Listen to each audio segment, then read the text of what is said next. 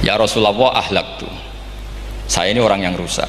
Wa ma ahlakaka, lalu yang bikin rusak kamu apa? Qol waqatu imroati fi nahari Ramadan, saya menjima istri saya ketika masih siang, fi nahari Ramadan, siang Ramadan.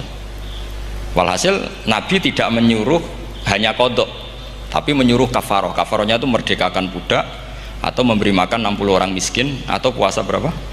Puasa 60 hari. Atau urut, merdekakan budak, atau puasa 60 hari, atau memberi makan sitina miskin. Oke, kita sepakat.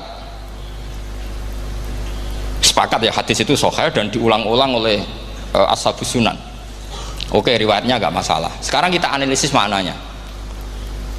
Sekarang sampean saya tanya, kalau anda misalnya sekarang jam berapa ini? Misalnya sekarang jam 9 kurang seperempat Ramadan, terus anda rokok atau anda ngopi, kepengen ngopi terus ngopi tanpa udhurun syar'iin, anda hanya wajib qadha apa bayar kafarah? Ndak, sampean jawab. Rata-rata kiai kita, oh mau wajib qadha Gus karena gak jima. Sing seru kafarah itu nak jima. Kan ngombe kopi be jima beda. Pertanyaannya tuh lucu, ini naif secara fikih masalah. Masalahnya begini, jima bojo itu tidak zina. Jima bojo itu zina apa enggak? Enggak. Berarti dengan makan bedanya apa? Sama kan? Sama-sama amrun mubah, sesuatu yang boleh. Kenapa hukumannya berat? Makanya kata Imam Malik, enggak itu nilainya. Nilainya adalah hadku hurmati Ramadan bi ghairi udhrin syar'iyyin. Makanya kata Imam Malik, siapapun yang makan fina hari Ramadan, iftar apapun fina hari Ramadan bi ghairi udhrin syar'iyyin, maka hukumnya sama dengan jima fina hari Ramadan. Karena sama-sama ihlak ifsad hurmata Ramadan bi ghairi udhrin syar'iyyin.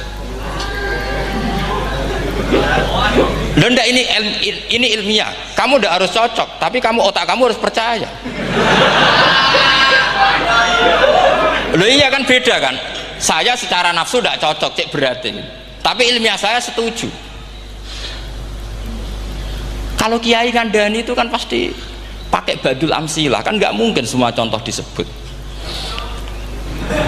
Cong penak melaku-melaku jogeman delok wedok iku mari setan. Mboten delok Mbah, nyekel lho malah parah to. Ndak bisa. Makanya ini masalahnya lafadz. Ini kembali ke Imam Syafi'i, bilisanin arabiyyim mubin. Ketika seorang kiai bilang cung jogeman delok cah wedok adalah mengungkapkan al-muharramat. Bukan mentaksis yang haram itu hanya melihat. Saya ulang lagi ya, ketika seorang kiai bilang cung jogeman delok wedok sing haram, itu semangatnya adalah melawan keharaman, bukan mentaksis yang haram hanya delok. Itu di Quran normal semua, di semua lugat ya biasa. Itu kan sama seperti misalnya seorang mbah ngasih uang cucunya, cung tak kayak duit 100.000, cung gue tuku es, terus kue mendingan nak ragu tuku es haram iki kan ngongkone tuku es. Lah kepen putumu mati kan nyeben 100.000 gue tuku es. Ya mulai dulu istilahnya nambahnya ke ibu tuh cung 100.000 gue tuku es. Cara wong kuno. Nah, maksudnya gue pokoknya umumnya cah cilik senane es cuma nyebut. Ya sudah seperti itu. Sama seperti Quran menghentikan begini. Ini memang salate yang fikih dulu, yang pokok-pokok. Di antara yang nggak boleh dikawin adalah wa antasma'u bainal ukhtaini illa ma qad salaf. Kamu tidak boleh menikahi Sri dan Zainab, kakak beradik. Sudah sepakat nggih? Fi nikahin wahid nggak boleh al jam'u bainal ukhtain. Jadi mbaknya kamu kawin, adiknya kamu kawin, fi nikahin wahid. Tapi nak ngeduni boleh, berarti kan dengan waktu yang berbeda. Quran hanya menyebut itu. Kemudian Rasulullah zaman Sugeng itu hanya nambahi wala binal mar'ati wa ammatiha wala binal mar'ati wa kholatiha, juga agak boleh menikahi ponaan plus buliknya, baik bulik dari bapak yaitu ammah maupun bulik dari ibu, disebut apa? Kholah.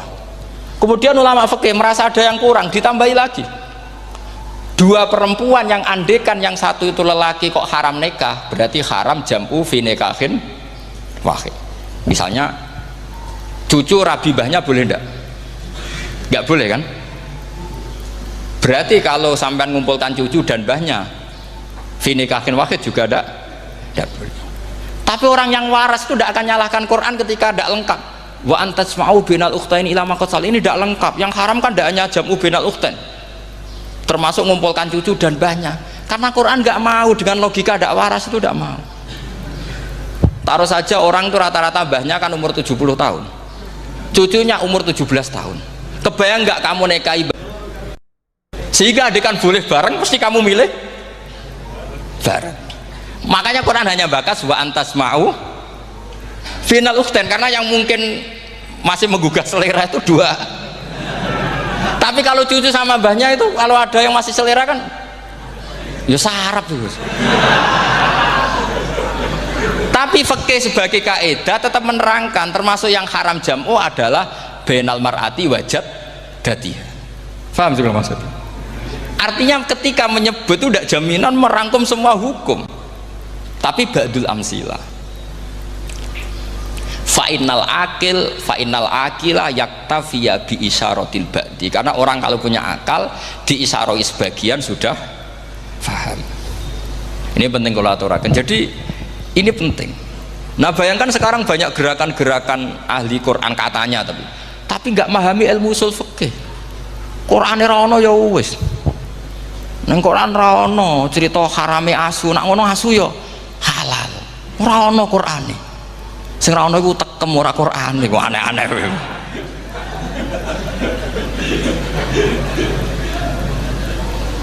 Itu kan sama. Terus sampean misalnya tadi jam 09.00 Ramadan tambah udzurin syariyin terus mangan mie rokokan, itu kan melecehkan Ramadan biguri udzurin syariyin, karena melecehkan hurmata Ramadan kena sanksi separah itu. Jangan kamu terus bilang tapi Nabi hanya bilang masalah jima final Ramadan. Jima istri itu hukumnya itu tidak zina, hukumnya itu mubah, sama dengan makan. Ini cara madhab Maliki, tapi kita alhamdulillah madhab Syafi'i. Ya itu masalahnya. Berhubung itu menguntungkan sami'na wa ata'na. Nah, itu. Tapi saya sendiri dalam konteks ini, saya itu ya sangat-sangat Syafi'iyah, sangat-sangat Syafi'iyah. Dalam banyak hal sangat-sangat Syafi'iyah. Tapi dalam banyak hal kadang-kadang saya ya Maliki. Ya, itu kan kalau sampean tanya kenapa gitu, ya hikmahnya baca banyak saja. Karena yang Syafi'i itu ya karena bacanya hanya Syafi'i, itu bukan fanatik, itu keterbatasan. Jadi itu beda, itu namanya tidak fanatik, itu keterbatasan, itu beda sekali. Jadi kita harus ngaji yang banyak. Saya termasuk utang ya sama Imam Syafi'i itu baca kitab Ar-Risalah. Itu kitab yang kadang satu ulama baca sampai 500 kali.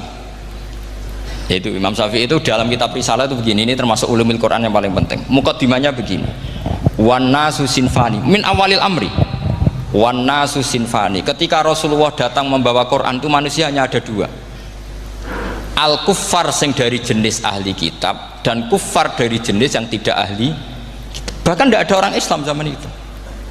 Pertama Nabi jadi Nabi itu adakah pendengar yang Muslim? Kan tidak ada, semuanya ahli kitab. Makanya susah kalau Quran kamu analisis korbannya orang Islam tuh, kata Ibnu Umar tuh lucu. Dulu tuh mukhotobnya tuh orang kafir, jelas kuliah ayyuhal kafir. Ya ayuhan nasu ubudu rabbakum alladzi khalaqakum. Jelas orang kafir. Karena orang Islam nggak mungkin dikhatabi ubudu rabbakum. Makanya Imam Suyuti kalau nafsiri itu ngeper ubudu rabbakum wahiduhu. Tapi kalau mukhatabnya orang Islam dawimu alal ibadah atau dawimu alat tauhid. Karena dia tahu kalau mukhatabnya orang kafir ubudu ya masih wahidu. Kalau sudah Islam kok dikhitabi ubudu mudawamah alal ibadah. Itu saking alimnya Imam Suyuti.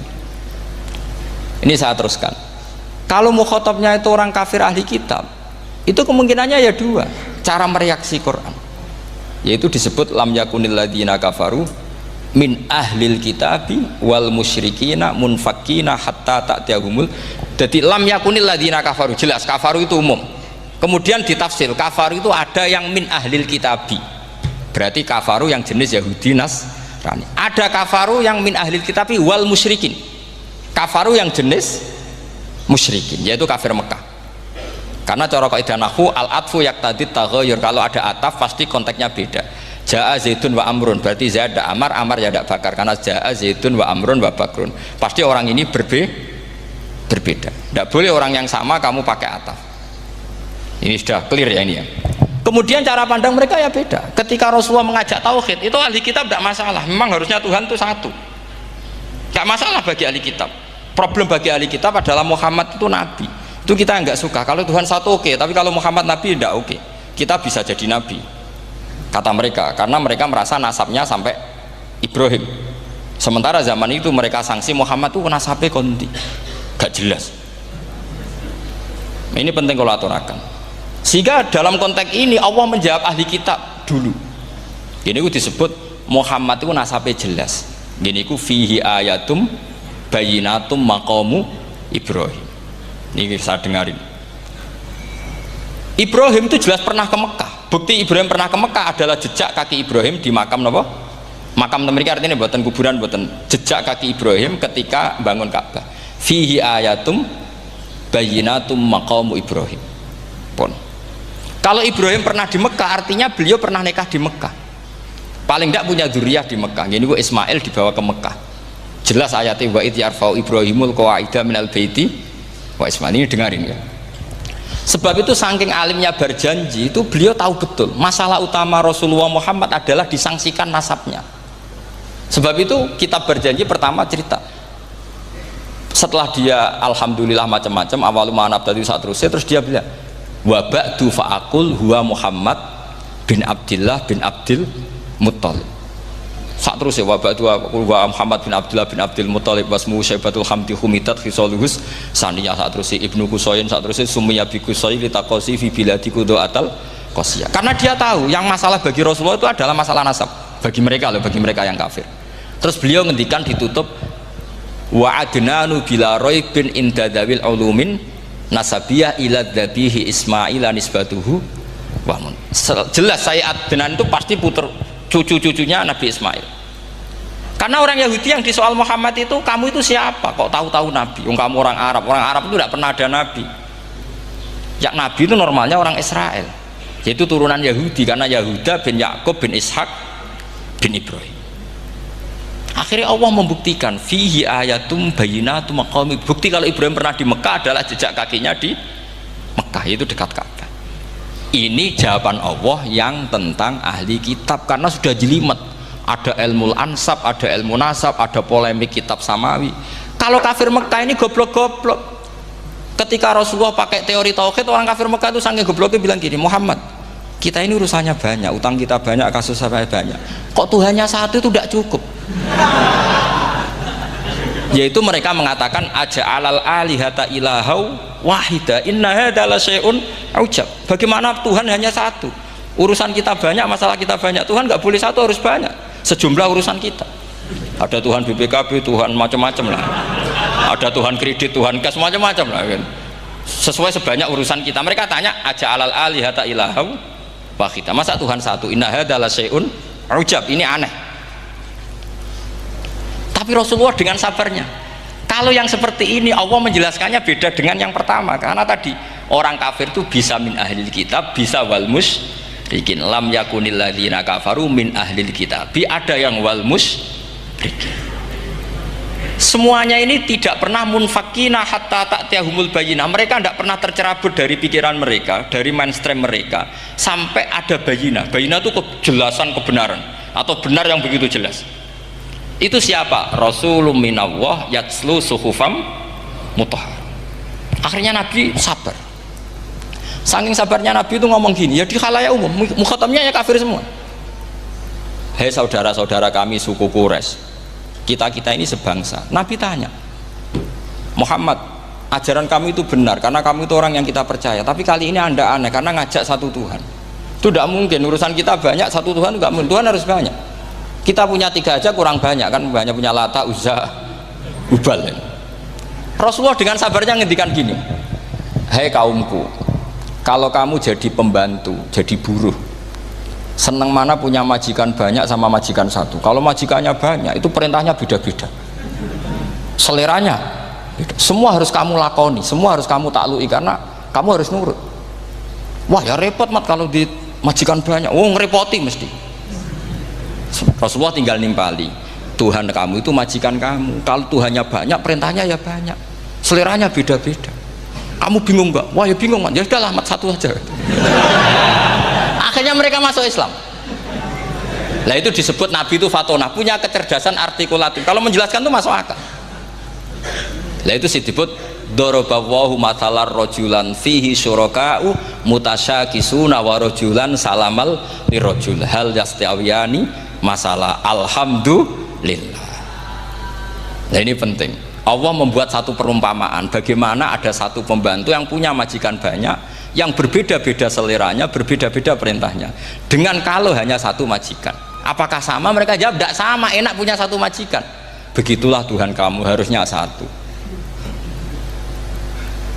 Jadi artinya gini, kalau kamu ngaji ulumul Quran, kamu harus tahu ini khitab ke kafir. Kafir yang mana? Ahli kitab atau kafir yang musyrik? Nah sekarang tidak tahu lagi, pokoknya kafir. Makanya kalau orang berdebat mereka itu tidak goblok meneh. Makanya sama tidak usah ketularan goblok, sing pun gimpun sing goblok ora usah ditambahi mun kathah dan ini pun. Ya karena kita ngaji jelas Qur'annya kan lam yakunil ladzina kafaru itu masih ada min lil bayaniyah atau min li bayanil jinsi. Kafaru itu sapa? Siji min ahlil kitab, dua kafaru sing wal musyrikin. Dua-duanya tidak pernah munfakina hatta ta'tiyahumul bayinah. Mereka tidak akan tercerabut dari pikirannya sehingga ada bayinah. Bayinah itu siapa? Rasulun minallah yatslu sufam. Nah ketika Nabi menjelaskan asal usul nasabnya bahwa Sayyid Adnan itu ila Ismail, Ismail jelas putra Nabi Ibrahim, mereka terus baru iman karena ada fihi ayatum bayinatum maqamun apa Ibrahim. Ya jadi saya kira demikian. Nanti kan akhirnya jam berapa?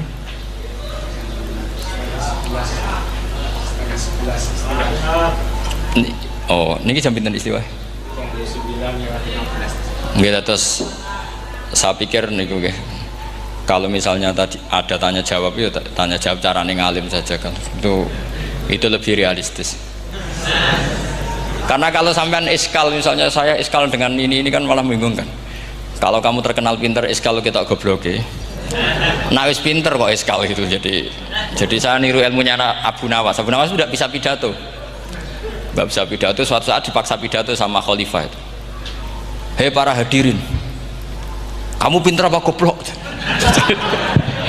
Nah mereka pinter, mau ngandani wong pinter, terus pinter kok ngandani gitu.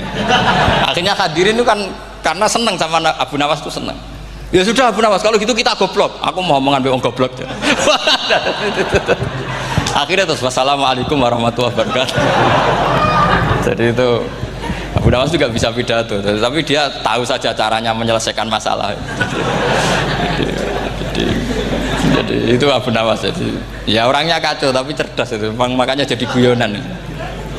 Sebenarnya Abu Nawas itu figur yang nyata, tapi tidak senaif yang diceritakan orang-orang di anekdot itu. Ya beliau itu orang soleh ketika era Harun ar-Rasyid. Tapi ya tadi karena banyak cerita yang macam-macam. Ya, Abu Nawas itu makanya ini cerita anekdot, jadi riwayatnya nggak jelas tapi lucunya jelas gitu. Jadi itu dia itu mangkel punya tetangga profesor ahli astronomi. Adik ini aku mau iso omong tok. Abu Nawas mau pinter molak-malik omong kan masyhur itu, dia cerita hari Senin tanggal sekian lihat Abu Nawas di alun-alun mau terbang. Orang lihat semua itu Abu Nawas itu ya sudah di podium ya gitu-gitu tok. Kok nggak mau terbang-terbang? Ya mau itu ya tidak. Wassalamualaikum warahmatullahi wabarakatuh. Yang bilang Abu Nawas terbang siapa? Abu Nawas mau terbang. Yang namanya mau itu ya tidak.